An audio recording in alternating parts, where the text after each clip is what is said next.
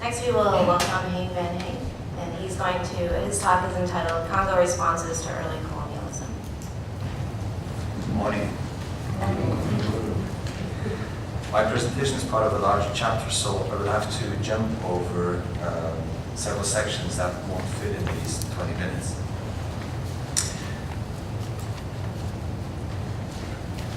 In this talk, I will be mostly concerned with the institution of chiefship, which allowed particular individuals, as well as their supporters and dependents, to enhance their status through the highly ritualized acquisition of a chiefly title that was bestowed on the chosen individual. In Mayombe, perhaps more than elsewhere, there existed a hierarchy of chiefly titles, the more important being the more expensive. Because the investiture of a chief required a certain redistribution of wealth that was exchanged for status and ceremonial and ritual prerogatives. During the ritual investiture of the candidate was transformed into a mediator between the earth spirit of the domain, the Nkisi, and the community that the chief would have to protect in ways that parallel the composition of a charm or Nkisi. The rights of groups of supporters and dependents to have their candidate invested as the chief of a domain was explained by reference to migrations of clans and lineages that had occurred in the distant past and to complex genealogies. The migration story usually starts with the crossing of a river and the division of the original group into a number of clans, Zinvila, usually 9. After this, the group of the speaker travels a long way and encounters various difficulties that further separate the group before eventually arriving in an uninhabited region where the leading ancestor decided to establish his or her own first village. And later, other clan groups would pass by and on their way to somewhere and be convinced to stay and be given land by one of the speaker's great former chiefs. And not so long ago, such stories of migration were considered to bear a core of historical truth. And throughout the colonial period, mostly, various attempts have been undertaken to reconstruct the so-called master genealogy and the corresponding migration map. White, McGaffey, and John Thornton have both argued that the traditions of migration are actually an intellectual and ideological byproduct of the way in which trade was conducted and controlled in the 19th century. Migration routes generally correspond to the trade routes along which caravans of porters carried palm oil, wild rubber, peanuts, and other products to the coast or to the places along the navigable rivers. Fictive kinship relations were forged to connect stopping places along those routes where travelers would be safe and receive assistance. And the members of such fictive kinship groups or clans, often living at considerable distance from each other, would support each other's political ambitions and gather on important occasions such as the investiture of a chief. The dominant local clan usually had a number of subordinate villages with people belonging to other clans which, in the dominant migration story, had received land from one of the 4 big chiefs. Stories of migration and genealogy thus legitimized the current political situation, and as such, they might be periodically challenged by alternate versions. Within the political culture of 19th century Congo, they constituted the idiom of political competition. Now, while this is, in my view, one of the major insights that scholarship in Congo has brought forward in the last 2 decades or so, the discussion has often been accompanied by statements, both explicit and implicit, about the radical change that occurred in the early colonial period. The Congo chiefship is thought to have been abolished by the new colonial state, who introduced a new system of local government that most often relied on straw men who possessed none of the aura and the authority of the old chiefs. They were expected to rule over chieftaincies defined on the basis of territory, which was a major misunderstanding about local leadership built into the new indigenous policies of the colonial state. So statements about abrupt changes in the early colonial period, however, have somehow, in my view, stood in the way of a closer analysis of how the many colonial chieftaincies came into being.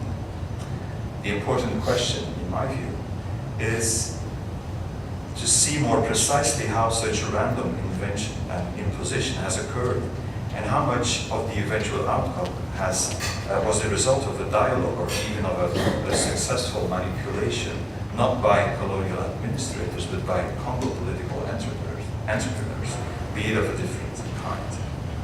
So here I've left out the whole section about the development of the indigenous policy of the state and its implementation. So I want to go to my most important case study in my research, which is the chieftaincy of Kongo. Taking Kongo as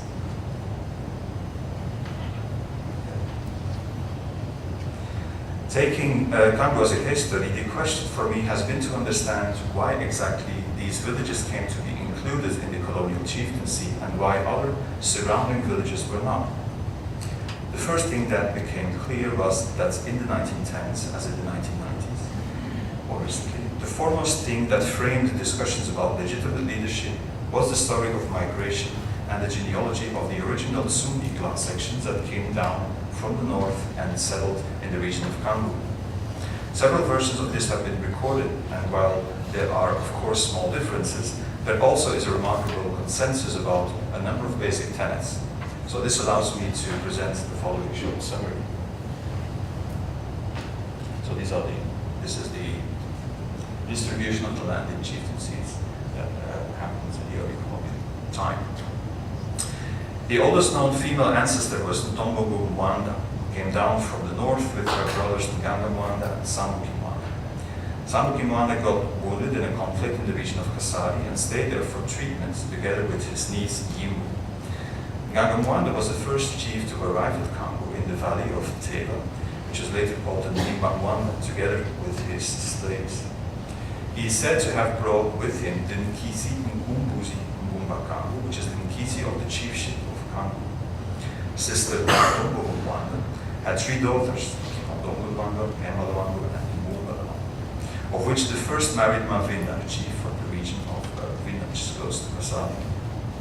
In turn, they had several daughters, and most of the Tsundi villages of Kongo still point at one of them as their female ancestor. And other Tsundi villages are descendants of Pema Lwango and Mbumba Lwango, so another branch in the story. During the first decades of colonization, 2 ritually invested chiefs were in power. The names were Bakango Kimbwende and Bakango Kimbweke, who died in 1909. Both were descendants of Vela people, a daughter of Ntombongo and Mavinda, and they had been invested with the power of Nkisi Nkumbuzi at the place called Nimba Mwanda. This is an important argument in this opinion. There is a broad consensus about this.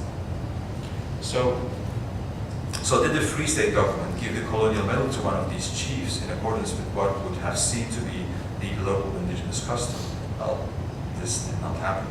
The medal went to a man called Longo Mabiala, who in all colonial documents as well as in memory is identified as the first chef médaillé, the médaille referring to the medal that was given as a sign of the official recognition by the colonial state. And he was appointed on May 19, 1904.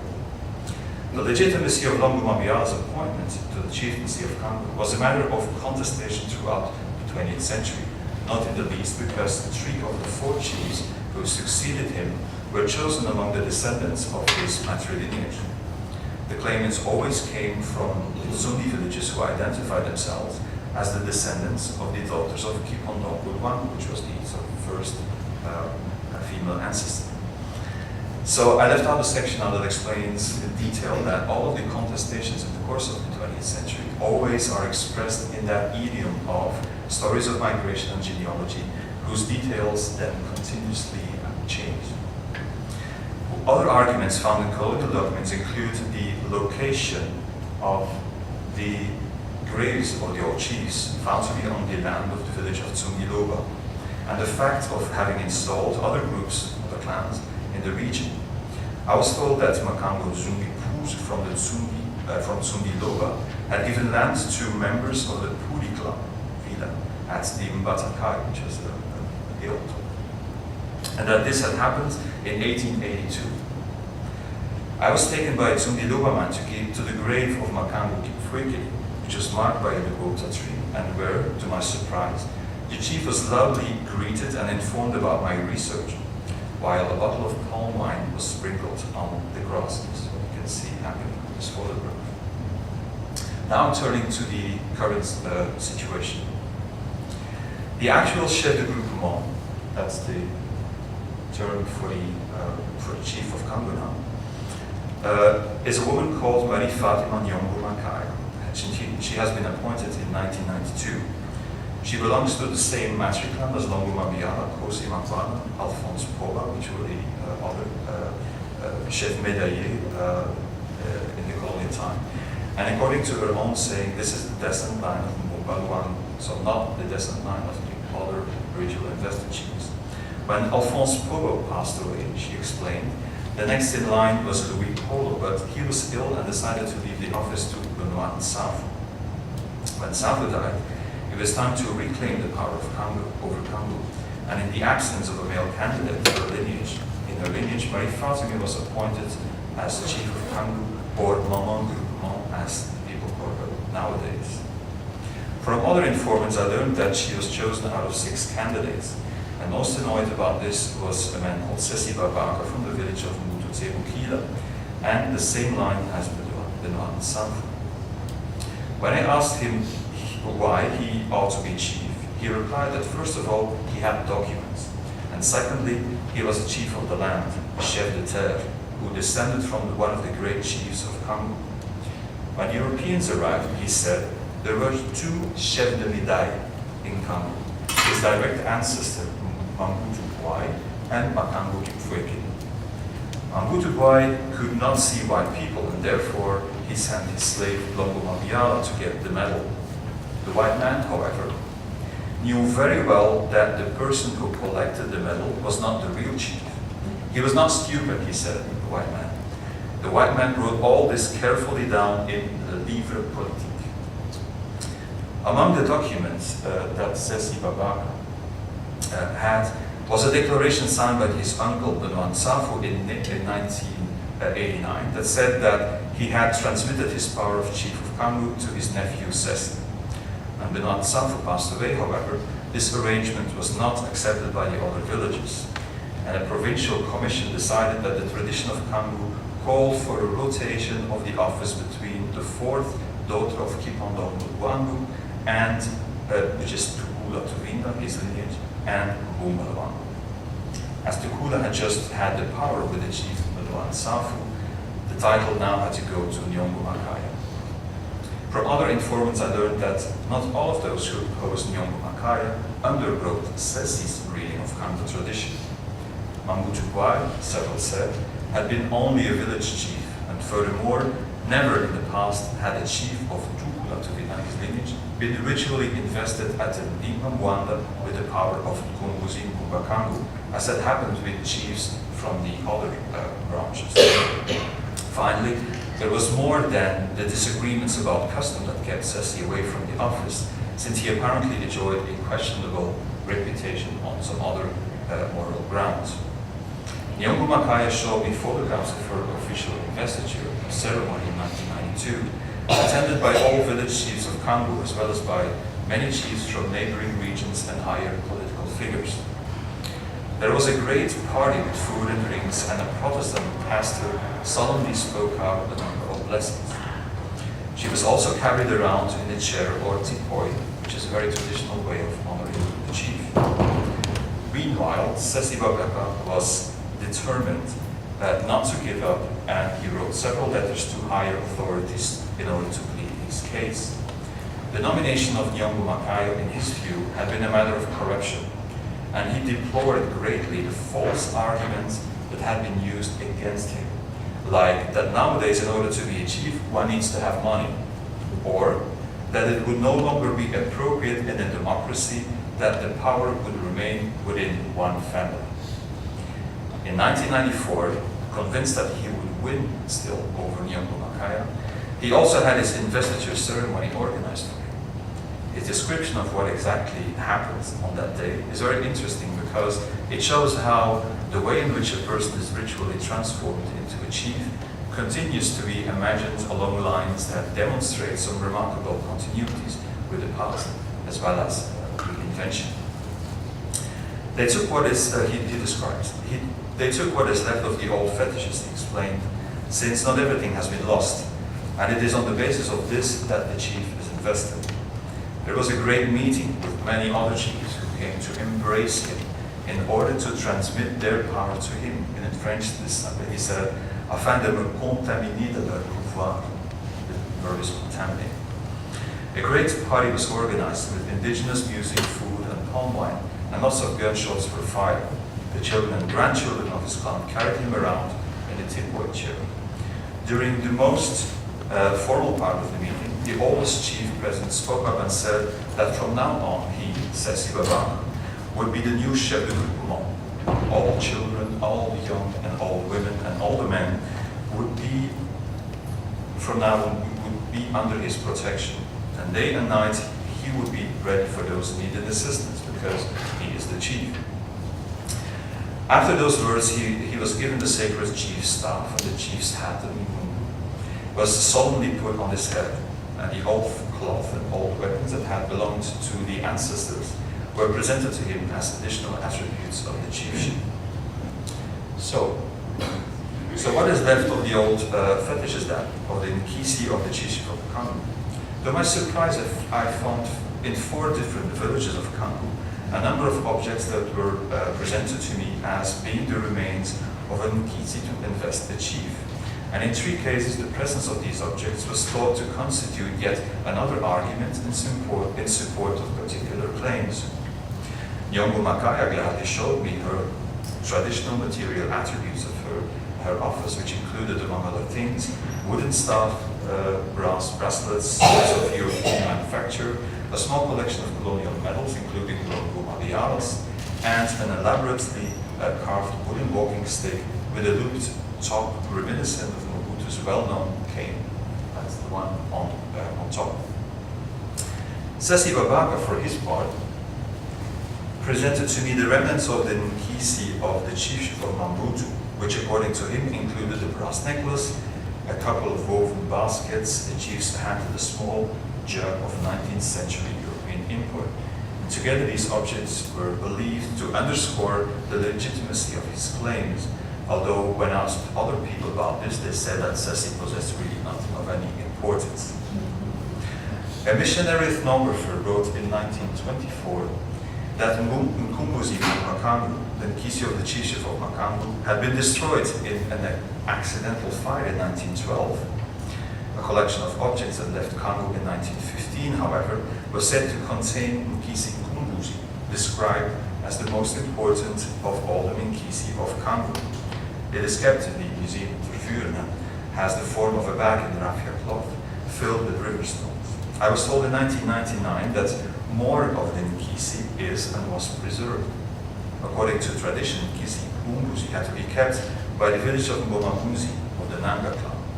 Bona frequently married women to Zuni men and therefore was classified as a village of children of Makangu. They had important ritual roles in the investiture of a big chief. At some point, the village chief of Kongo Mbenza, of the lineage of the old chiefs, King Bwendi and King Fuekeni, which I mentioned, demanded that Mbumabunzi would give back Nkisi Mkumbuzi, after which it was kept at the village of Kongo Mbenza. In 1993, the village of Makangu Mongo introduced formal complaints at the police court of Chela about the theft of Nkisi Mkumbuzi. It appeared that a local runner, on behalf of a European market dealer, had managed to buy Nkisi Mkumbuzi from Kongo Mbenza, vaguely described in the judicial proceedings as a wooden staff with a figurative finial.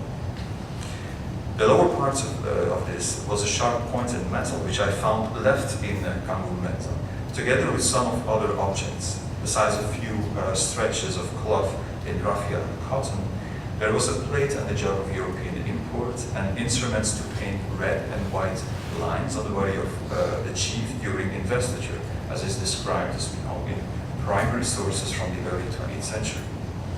Now, it is difficult to assess the origin and age of all these objects, although my familiarity with historic and ethnographic Kongo collections tells me that several of them are definitely 19th century. I am unsure, though, of what to make of the exact location of them in the collection of one or the other village nowadays, but it seems at least that the age of the objects metonymically connects the claims of today with the idea of chiefship as it existed in the old days. Short conclusion. The question whether the concept of chiefship and the 19th century political culture of Congo have had an impact on the development and implementation of the colonial state's indigenous policies is beyond any doubt. This we see in the language of political competition and in the concept of power understood as a personal property that can be acquired through some form of ritual initiation. Stories of migration and genealogy were at the basis of the formation of the territorial chieftaincies, while they equally served as an idiom of contestation and challenge. The outcome was also determined by more modern concerns. Alphonse Poba was the third chef médaillé, was chosen because he was literate and seen as one of the first private entrepreneurs in the region. Benoit Nsavo, his successor after him, showed proof of an advanced mastery of the modern technologies of administration, as you can see on this last slide. Today, memory conflates ideas about the origin of chiefly power in Congo and about how it may be acquired. Sesi Babaka claims that his ancestor, Mamoutou Bai, was the chef de médaille at the moment when the first white people arrived in the region.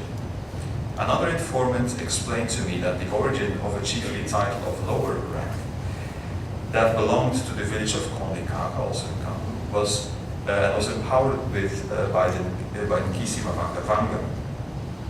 The power of Mavanga Vanga, according to him, had been inherited from the white people. The whites had come to Congo with three powers, he said: administration, education, and medicine. But this last one, which in Kiombe, he said, is called Mavanga Vanga, two chiefs have been invested, a woman called Makonde and a man called Makai. Both, he said, have taken the power of medicine. They were practicing medicine.